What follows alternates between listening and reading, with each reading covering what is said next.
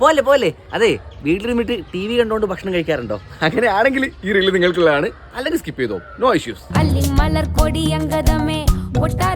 ഉച്ച സമയത്ത് കുത്തിയൊരു ചോറില്ലേ, അതിനകത്തേക്ക് കുറച്ച് മോര് കാച്ചി ഇങ്ങനെ എടുത്ത് വയ്ക്കണം. എന്നിട്ടൊരു മീൻ പൊരിച്ച് എടുത്തിട്ട് ഇങ്ങനെ വെച്ചിട്ട് ഇന്നലെ ഉണ്ടാക്കിയ മീൻകറിയില്ലേ, അതങ്ങനെ കൂട്ടിയിട്ടൊരു പിടിപിടിക്കണം. അതങ്ങനെ മിക്സ് ചെയ്യുമ്പോഴേ മുമ്പിൽ ജഗദീഷ് ചേട്ടൻ്റെയോ സിദ്ദിഖിൻ്റെയോ പ്രേംകുമാറിൻ്റെയൊക്കെ ഒരു പഴയ 90s കോമഡി മൂവി കൂടെ വെക്കണം.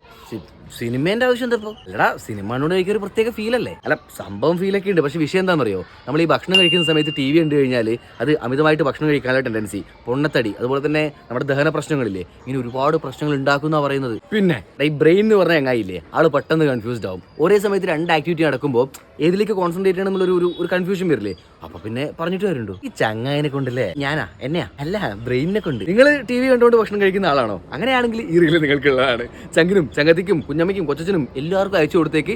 ആരോഗ്യം സർവ്വധനാൽ പ്രധാനം. അതാണ്. അപ്പൊ ഇതുപോലുള്ള ഇൻഫോർമേറ്റീവ് വീഡിയോസ് ഡെയിലി കിട്ടാൻ വേണ്ടിയിട്ട് വിക്കിയെ ഫോളോ ചെയ്യാൻ വേണ്ടി മറക്കണ്ട. അളിയാ മറ്റേ പറഞ്ഞില്ല, എവിടാ മറ്റേ ലൈക്ക് ചെയ്യുന്നതായിരിക്കും. ലൈക്ക് ചെയ്യാൻ മറക്കണ്ട.